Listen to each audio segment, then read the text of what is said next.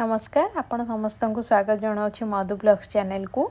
आज तालर दुईटी रेसिपी जहाँकि ताल बरा आ इडली घरे बनैबा। चलतु स्टार्ट करवा आज रेसिपीटी। फास्ट ताल बरा बनैवाई आम ये 4टी ताल को नहींचु। यही प्रकार तालर चोपा को आपण भल भाव छड़ेदेवे। आपण चाहिए तालू भल भाव रस बाहर करने ताल को उषुम पानी रे किछ समय सोक करें। एठी मु जाली यूज करिछि तालर रस बाहर करने। आपण मैंने चाहिए किसी भी स्ट्रेनर भी यूज करें। मझे मझे अल्प गरम पानी देकी भी भल भाव रस को काढ़ी नेबे। आपण मैंने तो जानी वर्षा दिने ताल मिल जाए।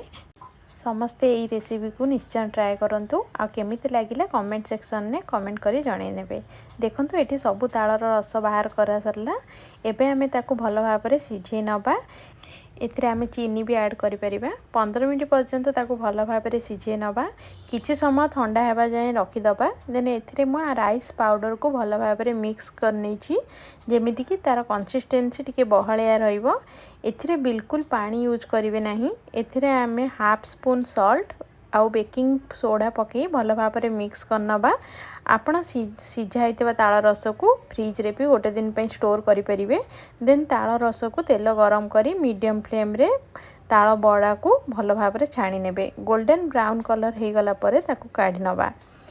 एबे ताल बड़ा को यही प्रोसेस रे आपण माने बनै परिबे। नेक्स्ट रेसिपीटी चलंतु बनैबा। एठी मु ताल इडली बनैबा पई ताल बैटर को इडली छांचो रे देई ताकू भल भाव 30 मिनिट जाए बॉयल हवा को छाड़ी देइतिली। आपण माने देखि पारुथिबे विदाउट ऑयल रे भी आपण ताल इडली बनै परिबे। एठी मु इडली को नड़िया रे गार्निशिंग कर देइची। वीडियोटी भल लागिले लाइक एंड शेयर कर देबे। प्लीज चैनल ले नुआ थिले चैनल को सब्सक्राइब करनेबे। रहली बाय बाय।